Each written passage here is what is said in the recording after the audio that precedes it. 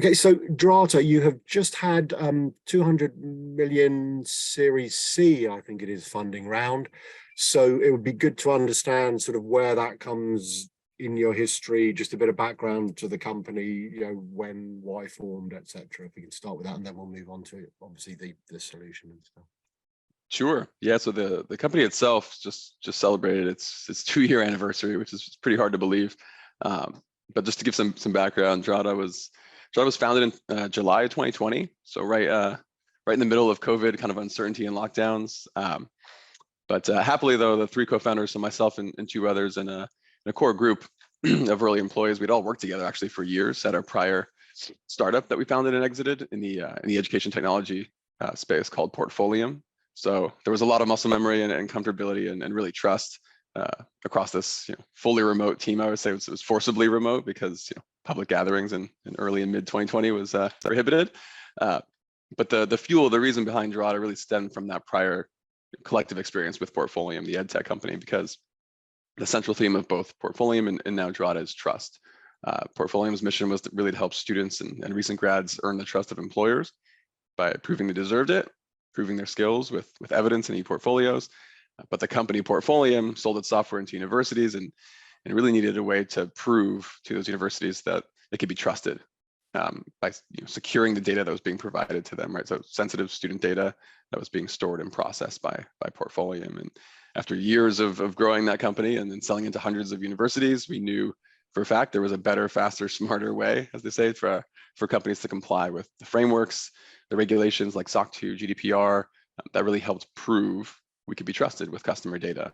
And that newer way, that newer, faster, cheaper way was using automation.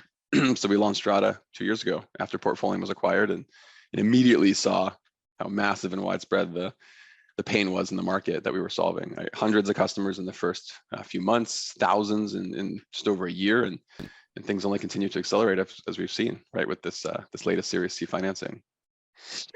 Okay, and you referenced obviously security compliance. So in a nutshell, what is it that you are, what is the solution you are providing? And I'm guessing that you've moved from that student, you're sort of where you were with the students, and this is an enterprise, aimed at the enterprise family. So security compliance, what is it that you're doing? Yeah, so both companies are SaaS companies, but very different industries. So Drata is a risk and compliance automation platform. It's important for us to always explain what we mean by automation, because it can mean a lot of things to a lot of people. So for us, when we say automation, we mean the continuous automated monitoring and evidence collection of a company's security controls. So our customers connect Drata directly to their tech stack, right, from their identity provider, their HR system, their cloud infrastructure, their code repos. We connect over 80 different systems today. And then Drata immediately begins monitoring the operating effectiveness of their controls and begins collecting evidence of them. Those controls are mapped across all different frameworks and regulations. So in real time, our customers can see how compliant and audit ready they are for things like SOC 2, ISO 27001, HIPAA, GDPR, and so on, even their own custom frameworks. The continuous aspect is really the bread and butter. It helps our customers ensure they don't just achieve compliance, but really they're able to maintain it as they grow. As they hire more employees, they spin up more assets, just operate day to day. There's always an opportunity for a gap to form. And so that way, Drata is really lying at the center of security and compliance, right in that overlapping section. And customers that they're wanting to do that, as you say, to prove that they are complying with various standards, depending on what industry sector they might be. But is it also helping them with just their customer or even their supply chain base, demonstrating to those? Are there plenty of customers that use it just to show to people they do business with that they are a responsible company and, as you say, can be trusted with the data? So it doesn't necessarily need to be a regulatory requirement. It's just a good thing to be able to demonstrate best practice around security. Spot on. Yeah. So whether it's a prospective customer, like a prospect, a prospective partner, existing customers, so outside of independent third-party audits, just a way to in real time prove you're basically doing the things you say you're doing, that you should be doing, and doing it on a continuous basis. So you have continuous monitoring in place, and in that regard, building trust with whoever it is you're doing business with. Okay, so you mentioned trust a couple of times. How would you, I suppose, I mean, we can look in the dictionary, but how, for the purposes of this, how would you define trust? What is the important things that come together to make that trust? Yeah, one of my favorite, I think, quotable moments from Jeff Weiner, the former CEO of LinkedIn, was his definition of trust, where he said, "Trust is consistency over time." That always stayed with me, because for years at Portfolium, I would say the best way to earn trust is to prove you deserve it. Right? If I can prove I deserve your trust, then maybe it'll take me a little less time for you to begin trusting me, right? That's why we have resumes in the first place. And so if I kind of combine those two approaches, the idea becomes earning and then maintaining trust by continuously and consistently proving that it's deserved over time. And that's really what Drata is, right? Like, we look at it, Drata as the proof layer, the trust layer between our customers and those they do business with. So if you want your customers to trust you with their data, you need to prove to them early and often that you deserve to be trusted with their data. We've, of course, helped companies do just that with continuous compliance, continuous monitoring, continuous evidence collection to prove that they're doing they should be doing to protect your data. And then, like you said, right, we give them the tools to showcase that proof, share that evidence in things like Trust Center that we launched as a product offering. And then, of course, during independent audits, really to, again, always prove in real time their security and compliance posture. Okay, so in terms of, I'm intrigued here. I mean, and excuse my ignorance, but in terms of what you're monitoring, to sort of earn that trust or demonstrate the trust as well. I mean, is it you are monitoring a company's all of their various security solutions and showing that they're working and doing what they say? Is it more than that? Is it around data? Data. I don't know. Your storage. Are you showing that that's kept safe and secure? And you've got, yeah. What are you covering in terms of showing people that they can be trusted? A company can be trusted with. How wide does that cover? Wide and broad, to the point where even custom controls can be uploaded into the system and monitored, and evidence could be added on a continuous basis, right? So if you think of things like frameworks like SOC 2, where the controls that you design and implement and then monitor and collect evidence of, I mean, they span everything from how you onboard and train employees, how you protect endpoints, encrypt your workstations, of course, your cloud infrastructure, change management. It really runs the gamut. And so Drata connects to as many different systems as possible. Our philosophy is we want to connect to wherever controls might be living, so that we can continuously monitor them, collect evidence, alert the appropriate stakeholders when these controls are no longer operating effectively, and then be able to prove it in real time, right? And so again, it's everything from you onboard a new employee, are they doing the proper trainings on the right cadence? Have they accepted and the appropriate policies that are relevant to them? Is their endpoint, their workstation configured properly? Does it stay that way, right, on an ongoing basis? Do you offboard employees in a timely manner according to your policies? Are you doing third-party risk? Are you looking at the reports and regulations across all of your vendors to make sure that they're staying compliant, right? The list goes on, and again, we take a very broad approach to it. And in terms of demonstrating the trust, so your customers have, as I say, their customers, or their supply chain. What do they then show? Because presumably that they aren't given unfettered access to watch your solution in real time, doing all these things for your customers. Is it generating various reports that customers share? What level of granularity do your customers or ecosystem expect, or can they be provided with? If that makes sense. Sure. So in short, we make it configurable so that the companies can showcase and share what they're comfortable with sharing, when they're comfortable doing it, and with whom. I mean, that could be as high level as just sharing their actual SOC, let's say SOC 2 attestation report. Perhaps they want to put an NDA workflow in place that allows their customers, prospective customers, to go through that NDA process, download their SOC 2 attestation, and see how they fared on their latest audit. If they want to get more granular than that, they could then show actual controls, the operating effectiveness of those controls in real time. We have customers that are doing that as well. We have some customers that create their own custom frameworks that go far above and beyond the requirements within a framework like SOC 2, for instance, that are simply contractual requirements that they've agreed to with a customer of theirs, and as a way for them to come in, kind of audit that on an ongoing basis and prove they're doing what they should be doing. So again, I guess in short, we make it configurable so the customers can do what they're most comfortable with or what's most appropriate for them. And in terms of what customers are expected to provide, again, we've mentioned regulation, where clearly they have a requirement to report certain things and demonstrate due diligence, security, etc. but where it's, if you like, optional, they're just wanting. Do you know anecdotally, or via real sort of conversations with customers, what they are being asked? Are they sort of, so I'm trying to say, are they being proactive and saying, okay, my supply base hasn't asked for this yet, but I'm going to push it out there because I think it's a great thing to be able to demonstrate and create a much better relationship, etc. Or are some of them being asked, some of their supply chain or their customers saying, we need to trust that you're doing this, or you haven't had any data breaches, or if you have one, you're taking appropriate action? What's the sort of balance between proactive and reactive, I suppose? It's a bit of a spectrum. I mean, the more proactive our customers are, the faster the security review process goes, right? So the Trust Center is a feature, a product feature that they can use. It's going to populate itself with all of the data within Drata and then allow them to configure it appropriately. So you got the kind of your standard asks that are across every security questionnaire out there. I shouldn't say every, but the majority. So do you actually have these attestations or certifications? Yes or no? If yes, let's prove it with evidence, right? Let's see it there. Do you have these common controls in place? Can you share your latest pen test summary with us? So there's kind of a featured documents, so to speak, that are kind of always requested. And then you could get more granular. So if the results of your latest SOC 2 attestation don't fully satisfy all of the questions that a large enterprise might have in their security questionnaire, they would send you follow-up questions. Or they're using Drata, they might not have to send you those follow-up questions because you've proactively shared some of those controls that you had in place around how you encrypt data at rest and in transit, things of that nature.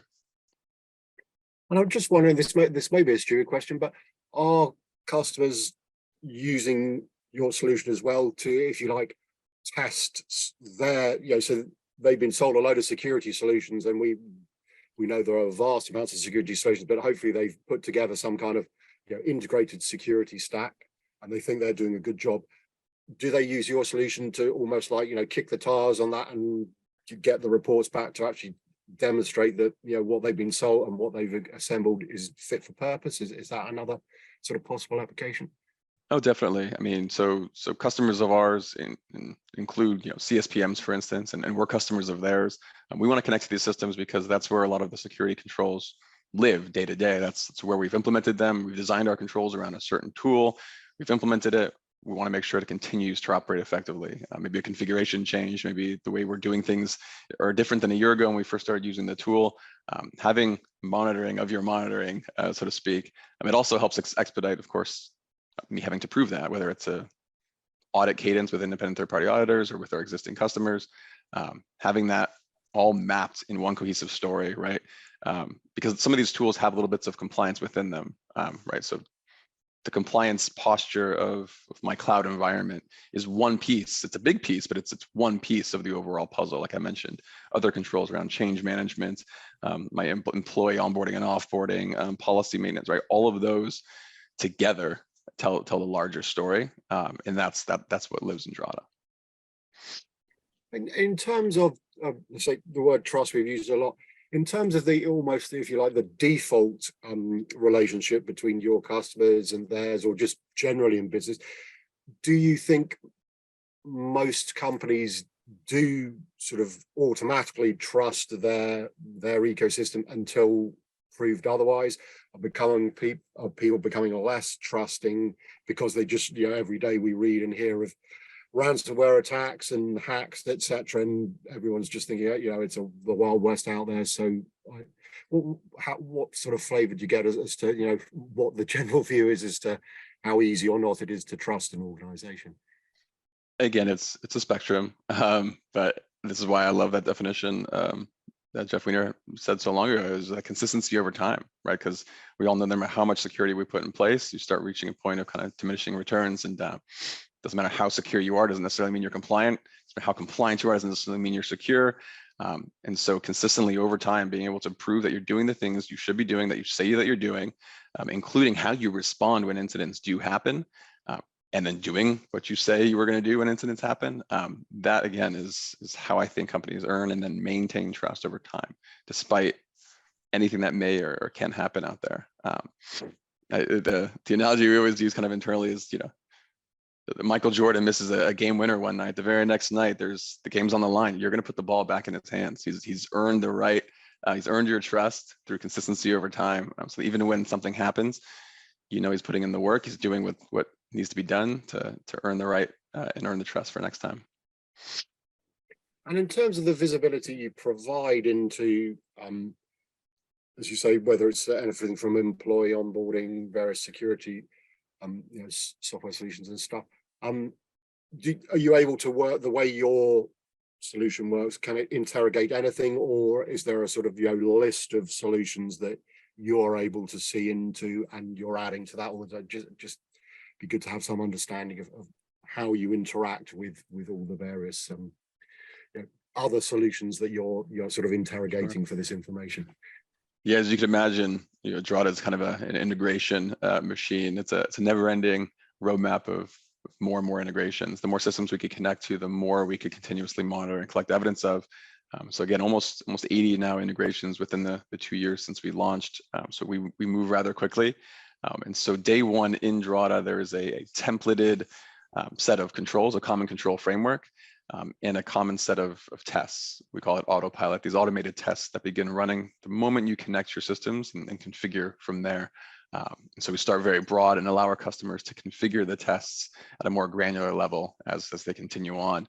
And we're constantly adding more and more integrations. Our customers help guide that roadmap, let us know what other systems, where other controls are living, and we could see where that delta, where that gap is in the product. For wherever there is a gap, we also have our API that allows our customers to write their own tests and push evidence into Drata automatically, so they're not choosing between configurability and automation. They're getting the best of both worlds. And so we'll continue on that clip and probably even at a more rapid pace now, post this latest financing round. And it'd be good to understand, I mean, so you've got some financing, but you've also, because I mean, these things work differently. Sometimes, round C means the company hasn't even, started making product or selling product, but clearly from talking to you, that's not the case. But it'd be good to understand where you are on the journey, just in terms of the sort of number of customers you've got and your sort of coverage. I mean, do you go through the channel or do you go direct? And are you US based at the moment and looking to expand? Yeah, just thoughts as to sort of where the company is at and where you'd like it to be. Sure. Yeah, I guess it's a lot has happened in just a 2-year time frame. It's still hard to believe sometimes, but when we launched 2 years ago, I mean, this really was a SOC 2 only offering. So it quickly expanded to now over 14 frameworks and standards, and like I mentioned, even custom frameworks. So a dynamic trust center, the risk management solutions. So it's become a full suite of products, really taking an automation first approach to GRC, governance, risk, and compliance. In the 2 years, the company in total has raised $330 million and across 4 different financing rounds. The latest was the Series C that's co-led by Iconiq and GGV that valued the company at $2 billion. And it started with our seed round led by Cowboy Ventures 2 years ago. And so there are over 300 employees now across the globe, again, fully remote, started that way, forcibly so. But we're proudly serving thousands of paying customers in over 50 different countries today. All of this is in just 2 years, which means the rates of growth has been quite unprecedented, but something the team takes great pride in and great responsibility, and because we are very much still just getting started. Okay, on that sort of note, the roadmap, clearly you're not going to give away any sort of commercial secrets, but what can we expect? I mean, as you say, you're developing new integrations, etc. all the time. Are there any, significant, if you like, product upgrades, developments that you're wanting to do, in the near future or whatever? Just any thoughts you're able to share on that? Definitely. Yeah, I mean, from the very beginning, our customers have laid at the center of really everything, or center of our purpose. They really help guide the rocket ship, as we say, right? The ship's pointed towards our vision and mission. That hasn't changed, but the route, how we get there, right? That's guided by our customers. And the mission is to make risk and compliance, continuous compliance, right, effortless and accessible to the masses. The vision is, in doing that, we're going to help build trust across the internet. From a nuts and bolts perspective, right, we're tripling down. I say tripling because last year, after a Series B, we doubled down on this. Now we're tripling down on the product and engineering efforts to really deliver more products and features that enhance the end-to-end experience for GRC teams. We're going to be releasing more customer auditor collaboration tools here in the very near future. We're going to continue to enhance the automated risk and third-party risk management solutions within Drata. Our customers are very keen on that. And then, of course, offerings that really help foster this open compliance, this wider compliance ecosystem with our open API. It's early days for Drata, but also this space as a whole, right? The idea of continuous compliance, continuous trust, it's only going to keep growing. Probably preaching to the choir, but as everyone keeps hearing, like 90% of the world's data was created in the last 2 years alone. Things are only accelerating, and how we collect, store, process, share, and secure, right? That data it should be and it will always be top of mind. So we couldn't be more excited for the future. Okay, and maybe as we finish, you've mentioned obviously it's a sort of early phase space, continuous GRC, and I'm just wondering if you have any sort of advice to folks who are coming to this, for the first time, if they're evaluating options. I'm guessing there aren't that many out there if it is early days, but what are the must-haves, or what's it important for companies to understand when they start engaging with what it is that you do? Sure. I think one of the most important things is first understanding, because so many of our customers are coming at this for the very first time, and so there's no prior experience to judge off of, or to have learned from. So I don't know what I don't know, and then we empathize that was us at our last company, right? So one, just understanding that compliance is not a one-time thing. That it sounds very straightforward, but it's part of the education process with our prospects. We do it on a daily basis.